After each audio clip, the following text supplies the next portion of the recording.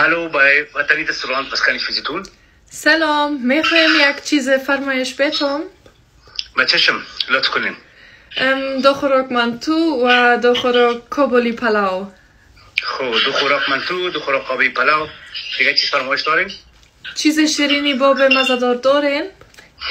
بله ها، ما جلبی داریم، شیریخ پسته‌ای داریم، فیرینی داریم و خجو داریم.